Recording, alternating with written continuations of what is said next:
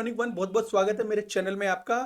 आज मैं आपको ब्रिज ओरेकल के बारे में बताऊंगा। ये ब्रिज ओरेकल की डेफिनेशन अकॉर्डिंग टू वेबसाइट थोड़ा मुश्किल है समझना, बट मैंने इसको सिंपल और आसान भाषा में आपको समझाने के लिए बना दिया है। आई होप आपको इसको समझने में कोई प्रॉब्लम नहीं आएगी। ब्लॉकचेन से रिलेटेड कुछ स्मार्ट कॉन्ट्रैक्ट को बनाना बहुत मुश्किल होता है, जैसे इंश्योरेंस का स्मार्ट कॉन्ट्रैक्ट बनाना। अभी इंश्योरेंस कुछ प्रोटोकॉल मार्केट में आए तो हैं, लेकिन वो इतना अच्छा कर नहीं रहे।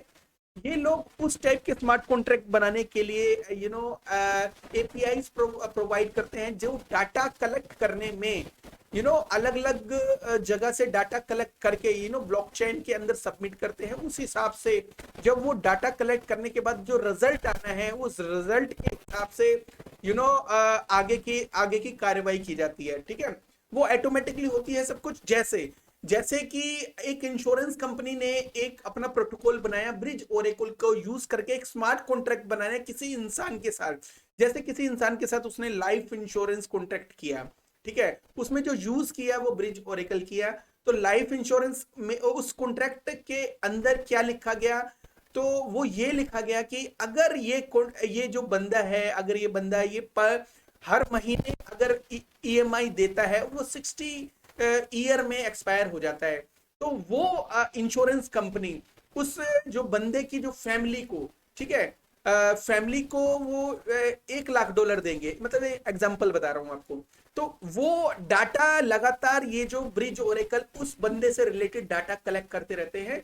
जब भी उनको एक ऐसा डाटा मिलता है, क्योंकि वो स्मार्ट कॉन्ट्रैक्ट के अंदर है, उसका डाटा कनेक्ट किया जाता है उस इंश्योरेंस कंपनी के साथ। जब उस इंश्योरेंस कंपनी को ऑटोमेटिकली एक डाटा ऐसा मिलता है कि वो समझ लो कि एक्सपायर हो गया, वो किसी कारण से एक्सीडेंट हो गया, कुछ भी हो गया, और उस स्मार्ट कॉन्ट्रैक्ट के अकॉर्डिंग एक्सीडेंटली डेथ है, उसमें उसको 1 लाख रुपए देना है। वो एक्सपायर हो गया है और एक्सीडेंटली डेथ की वजह से हुआ है, तो 1 लाख रुपए अगर देना है, तो वो 1 लाख रुपए क्या होगा, वो ऑटोमेटिकली उसको डाटा मिल गया इंश्योरेंस कंपनी को, और उसको सारे प्रूफ वगैरह मिल गए।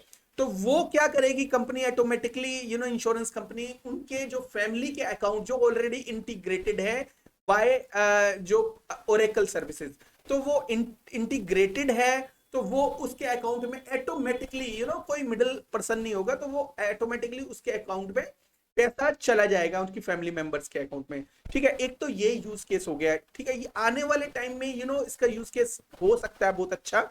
ठीक है, पर अभी इतना नहीं है, बट आने वाले टाइम में हो सकता है। दूसरा क्या है, दूसरा बैटिंग। जो दो बंदों के बीच में अगर कोई शर्त लगी है, अगर इसने इतने रन बना लिए, तो इसने इतने रन बना लिए, तो वो रन जो है वो एक बंदा दूसरे को 2,000 रुपए देगा। ठीक है, अगर उसने इतने रन नहीं बनाए, तो वो उसको 1,000 रुपए ही देगा। तो जो भी है, तो इस टाइप का स्मार्ट कॉन्ट्रैक्ट ये बिल्ड करने के लिए एक प्लेटफॉर्म डेवलपर्स को प्रोवाइड करते हैं।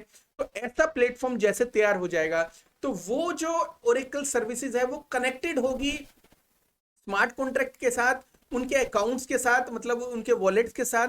और वॉलेट के साथ होने के साथ साथ वो कनेक्टेड होगी जहां पे गेम चल रही है, जहां पे मतलब क्रिकेट चल रहा है, ये समझ लो आप, क्रिकेट चल रहा है। अगर उसने जो उसकी जो एपीआई वगैरह से कनेक्टेड होगा, और अगर वो रन बनाता है, अनाउंसमेंट होता है, एंट्रीज होती है, तो एंट्रीज के थ्रू ब्रिज ओरेकल हेल्प करेगा उनको ये जानने में स्मार्ट कॉन्ट्रैक्ट के थ्रू कि ये इसने इतने रन बना दिए हैं। तो ऑटोमेटिकली वो जो बेट का जो अमाउंट है, वो जो जीतेगा उसके अकाउंट में चला जाएगा। ठीक है, तो जॉब पेमेंट देखो, जैसे कि एक यूट्यूबर है, एक एग्जांपल बता रहा हूँ, जॉब पेमेंट में भी इसका यूज हो सकता है। जैसे यूट्यूबर है, यूट्यूबर ने एक कंपनी ने कहा कि भाई इसका एक चैनल, एक कंपनी का कुछ प्रोडक्ट है, उसकी प्रमोशन कर दो। तो प्रमोशन करने के साथ साथ वो क्या करेंगे, वो एपीआई एक स्मार्ट कॉन्ट्रैक्ट दोनों के बीच में बिल्डअप करेंगे। वो स्मार्ट कॉन्ट्रैक्ट कैसे बिल्ड होगा, वो होगा ब्रिज ओरेकल की हेल्प से, इनकी एपीआई की हेल्प से। ठीक है, और इनके प्लेटफॉर्म की हेल्प से भी कह सकते हो, कुछ भी कह सकते हो। जो डेवलपर बनाएगा, और डेवलपर जो होगा वो सबको कनेक्ट करेगा इनकी एपीआई की हेल्प से।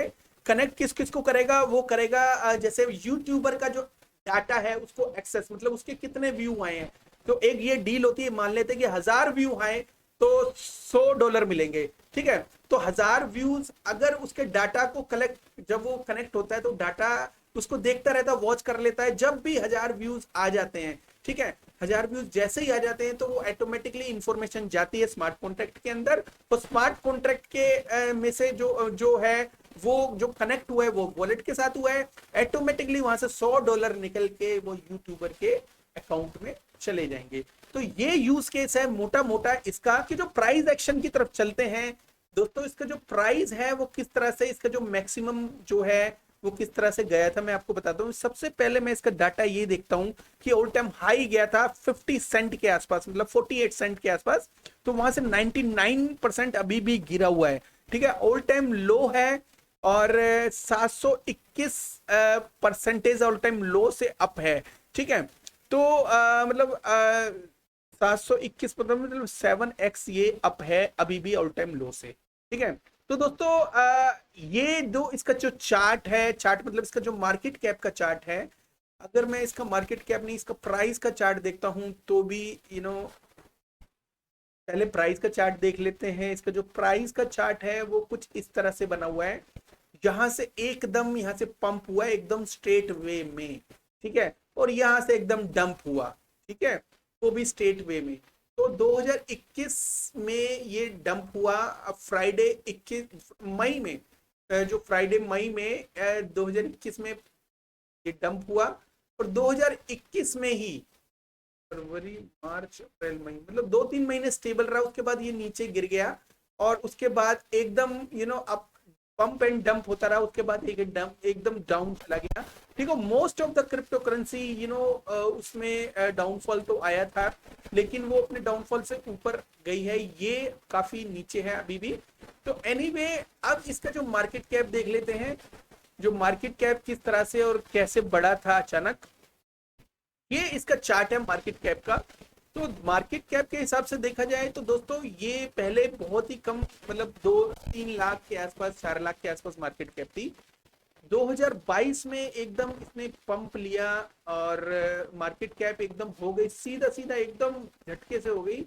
मतलब ये हो गई समझ लो कि सितंबर में, और ये सितंबर में 2 से 3 दिन में इसकी मार्केट कैप एकदम अप हो गई। एकदम पंप मारा इसने 2-3 दिन के अंदर ही, और मार्केट कैप 3 लाख से 22 मिलियन पहुंच गई। 22 मिलियन, ये भी एक अचंभे की बात है। मार्केट कैप बढ़ी तो एकदम इतनी बढ़ गई कि मतलब कि समझ नहीं आ रहा। फिर उसके बाद क्या हुआ, इसका जो फाउंडर है, फाउंडर जो सीना एस्टेवी करके इसका एक फाउंडर था, अभी भी है सॉरी। तो उसके बाद एकदम इसने डंप भी मारा, जिसकी मार्केट कैप ऊपर तो उठी लेकिन उसके साथ साथ नीचे भी गिर गई। ठीक है, तो नीचे जब गिरी तो मार्केट कैप, उसके पीछे एक रीजन बताया जाता है, वो ये है इसका जो फाउंडर था सीना एस्टेवी। तो सीना एस्टेवी जो फाउंडर है इसका, उसको गिरफ्तार कर लिया गया, अरेस्ट कर लिया था बिकॉज ऑफ इकोनॉमी, कुछ प्रॉब्लम थी उसको। ईरान में गिरफ्तार कर लिया गया था, और ईरान में जो स्पेशल कोर्ट ने उसको गिरफ्तार किया था। तो कहीं ना कहीं इस क्रिप्टो करेंसी का डाउनफॉल बहुत ज्यादा आया और अभी भी काफी नीचे है। ऑल टाइम लो से 7x तो ऊपर है, चलो ये अच्छी बात है। तो इसका मार्केट कैप एक देख लेते हैं, बिकॉज ज्यादा डीपली हम जाएंगे नहीं, वीडियो लंबे हो जाते हैं। ठीक है, एनीवे तो 22 मिलियन इसका जो मार्केट कैप है, यूज केस अच्छा है। तो हम ये समझ लेते हैं कि दोस्तों कि 50 मिलियन या चलो हम ये समझ लेते हैं कि 50 मिलियन ये चला जाएगा इजीली। तो इस तरह के प्रोजेक्ट अगर तरक्की करने के ऊपर आए तो अच्छा खासा मार्केट कैप ये ग्रैब कर सकते हैं मार्केट से, बिकॉज इसके ऊपर एक अरेस्ट, जो अरेस्ट हुआ था, अरेस्ट वारंट निकले थे, और जो स्पेशल कोर्ट की वजह से इस जो क्रिप्टो करेंसी के ऊपर थोड़ा बहुत ट्रस्ट लेवल थोड़ा सा माइनस होता है, ज्यादा नहीं। बट कहीं ना कहीं अगर ये फिर दोबारा से इसने ऑल टाइम हाई लगाया तो यहां से हम ये सोच लेते हैं कि 4x जो मार्केट कैप ये फिर से गेन कर लेगा 2025 में। देखो हम फिर भी इसको सोच रहे हैं कि 4x मार्केट कैप ग्रैब कर लेगा।